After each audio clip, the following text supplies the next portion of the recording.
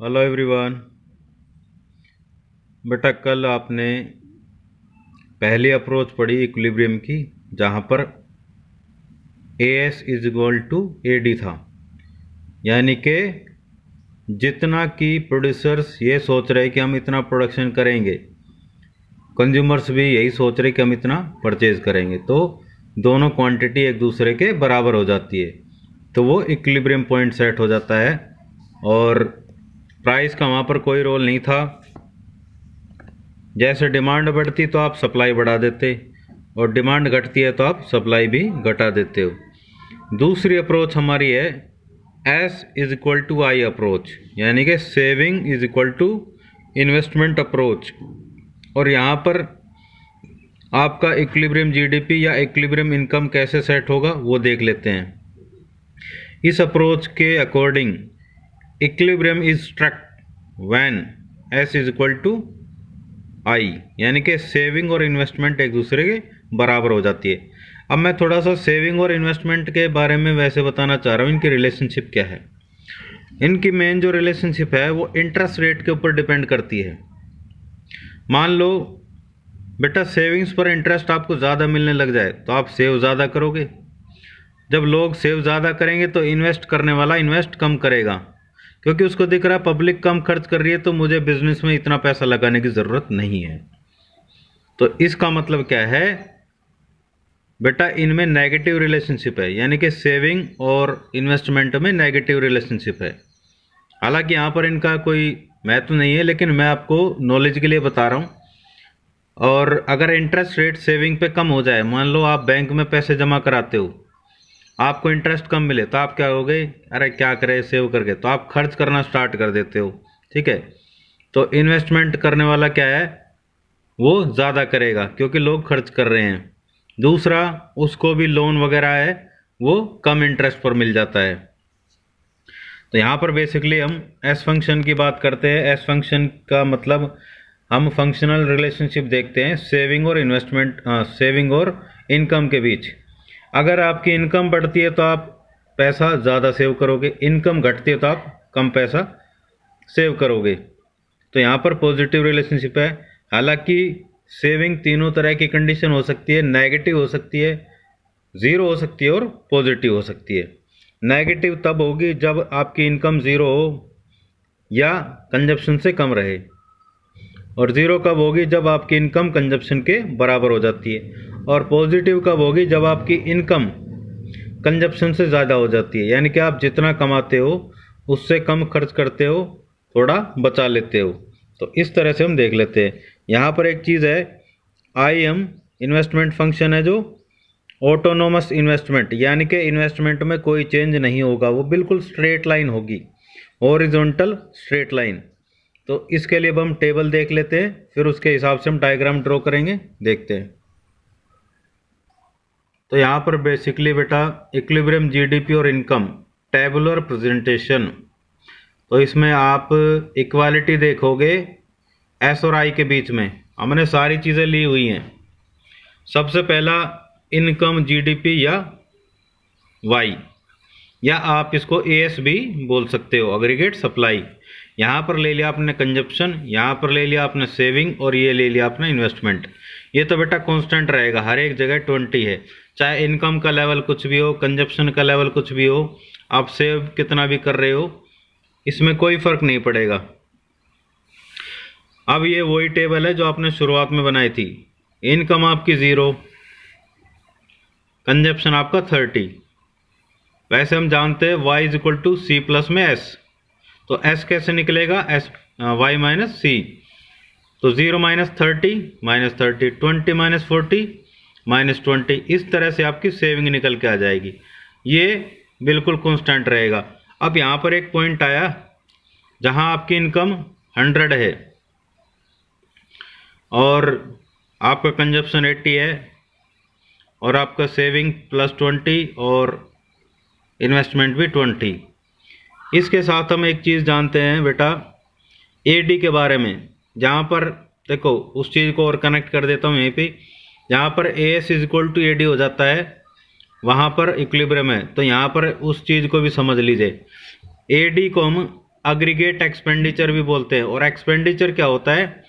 Consumption expenditure plus में investment expenditure. 80 जमा 20 तो कितना हो गया? 100। और 100 के बराबर है, तो यहाँ पर ये इक्विलिब्रियम सेट हो गया। तो यहाँ पर आप देख सकते हो कि सेविंग भी 20 है और इन्वेस्टमेंट भी 20 है। तो यहाँ पर एक कंक्लूजन आप ये निकाल सकते हो कि जहाँ पर सेविंग और इन्वेस्टमेंट बराबर हो जाते हैं वहाँ पर आपका इक्विलिब्रियम पॉइंट सेट हो जाता है। क्योंकि देखो, अग्रीगेट एक्सपेंडिचर क्या होता है या एक्सपेंडिचर क्या होता है? कंजप्शन एक्सपेंडिचर प्लस में इन्वेस्टमेंट एक्सपेंडिचर। 80 प्लस में 20 कितना हो गया? 100। और 100 इसके बराबर हो गया, तो वही आ गया। तो यहाँ पर आप देख रहे हो आप 20, ये भी 20, तो यहाँ पर सेविंग और इन्वेस्टमेंट बराबर हो जाते हैं। तो इस तरह से आप निकाल सकते हो। ये इक्विलिब्रियम आपकी इनकम या जीडीपी जो है वो 100 करोड़ है और सेविंग और इन्वेस्टमेंट आपका 20 करोड़। तो ये आप देख सकते हैं बेसिकली डायग्राम में। जब आपकी इनकम 0 है तो शुरुआत बेटा -30 से हो रही है, तो ये इस तरह से आप बनाते हुए लाए। यहाँ पर लास्ट में आपकी जब सेविंग 20 थी, जब आपका इन्वेस्टमेंट और सेविंग बराबर हो जाते हैं तो उसके सामने 100, तो आपका क्या है? ये इक्विलिब्रियम पॉइंट है। यहाँ पर आप सेविंग एंड इन्वेस्टमेंट लेके चल रहे हैं, यहाँ पर इनकम और जीडीपी लेके चल रहे हैं। Okay is constant investment, okay ये वाला 20, ओके 1 इज माइनस सेविंग, ठीक है, ये वाला -30 is equal to C bar when Y is equal to 0, okay -30 है।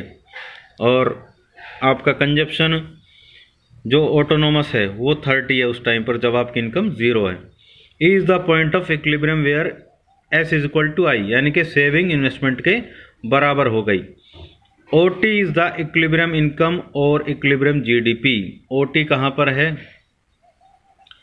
OT आपका ये है, ये वाला OT, ये आपका इक्विलिब्रियम इनकम या इक्विलिब्रियम जीडीपी है, राइट। तो यहाँ पर बेसिकली आप देख सकते हो बेटा, E वो पॉइंट है जो इक्विलिब्रियम का है, जहाँ पर आपका S इज इक्वल टू आई है और OT इक्विलिब्रियम जीडीपी है जो कि 100 करोड़ है। तो यहाँ पर आप ये कह सकते हो कि प्लान्ड जो एक्सपेंडिचर है ऑन आउटपुट, ठीक है ना, यानी कि AD, जितना आप खर्च करना चाह रहे हो, वो जितनी आप क्वांटिटी परचेज करना चाह रहे हो, प्रोड्यूसर भी उतना ही क्या है? प्रोडक्शन करना चाह रहे हैं। तो ये पॉइंट क्या है बेसिकली, जहाँ पर जब आपका AD और AS बराबर हो जाते हैं। तो यहाँ पर एक सबसे बड़ी बात है, ये तब भी हो सकता है जब लोग या फैमिली सेक्टर सारा पैसा खर्च नहीं करते, तब भी ये बराबर हो सकता है। क्योंकि जितना आप खर्च कर रहे हो, खर्च करना चाह रहे हो, उतना ही प्रोड्यूसर क्या है? प्रोड्यूस करना चाह रहे हैं। मतलब एक्सपेंडिचर के ऊपर डिपेंड कर रहा है।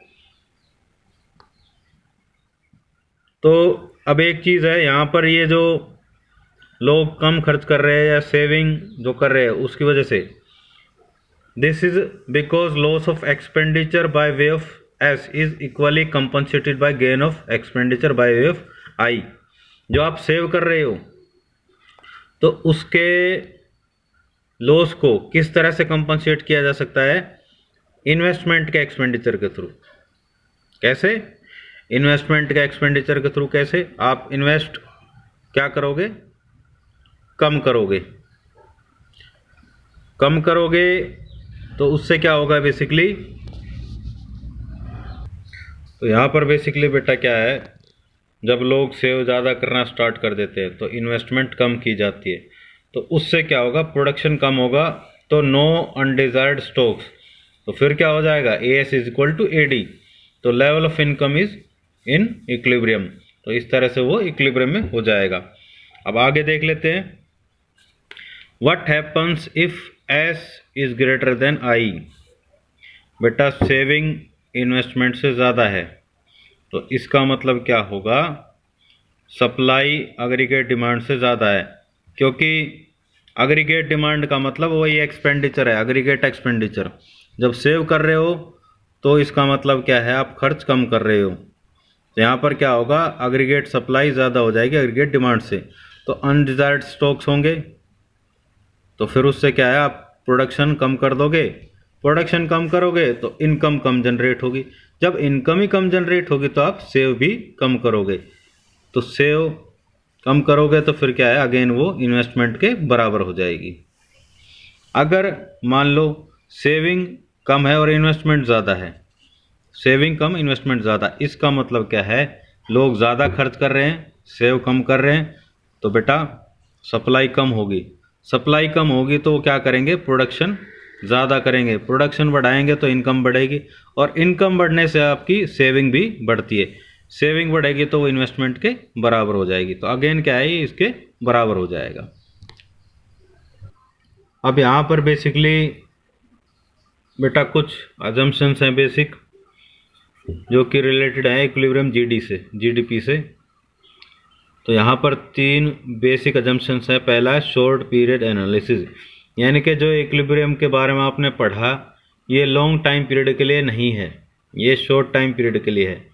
दूसरी अजम्पशन, 2 सेक्टर क्लोज्ड इकोनॉमी, सिर्फ हाउस होल्ड सेक्टर या फैमिली सेक्टर या साथ में प्रोड्यूसर सेक्टर है, इसके अलावा ना गवर्नमेंट है ना रेस्ट ऑफ द वर्ल्ड है, किसी से कोई मतलब नहीं, सिर्फ 2 सेक्टर, हाउस होल्ड सेक्टर और producer sector. As is perfectly elastic, इसका मतलब क्या है, एक्सेस कैपेसिटी है, प्रोडक्शन को आप जब बढ़ा दोगे जब डिमांड बढ़ेगी, और डिमांड घट जाएगी तो आप प्रोडक्शन घटा दोगे, तो इसका, और यहाँ पर प्राइस का कोई रोल है ही नहीं। अब इसके बाद आप एक क्वेश्चन देख लीजिए, find equilibrium S and equilibrium I when y is equal to 4400, MPC 0.75, यानी कि 75% आप खर्च कर देते हो एडिशनल इनकम का, और C बार है आपका 100। तो इक्विलिब्रियम जो सेट होगा या स्ट्रक होगा वो कहाँ होगा, S is equal to I.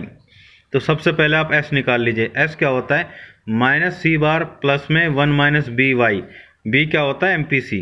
C बार क्या होता है, जो ऑटोनोमस कंजप्शन होता है, ये 100 दिया हुआ है, तो माइनस 100 प्लस में ये B क्या होता है, MPC होता है 0.75, और Y क्या है 4400। तो इस तरह से ये निकल के आ जाएगा आपका 1000। अब ऑल्टरनेटिवली आप कैसे निकाल सकते हो, C एट इक्विलिब्रियम, C क्या होता है, C बार प्लस में बी वाई, 100 इंटू में प्लस में 0.7y इंटू 4400, ये आ गया 3400। अब आपको ये पता है y is equal to C plus S, S क्या होगा फिर y माइनस सी, y 4400 दे रखा है, c आपको निकाल लिया आपने 3400, 1000। तो यहाँ पर क्या हो गया, so accordingly s is equal to I is equal to 1000। Saving और इन्वेस्टमेंट आपका बराबर हो गए, जो कि 1000 है। बाकी बेटा नया वीडियो बनाते हो उसमें देखते हैं concepts. Okay bye, take care.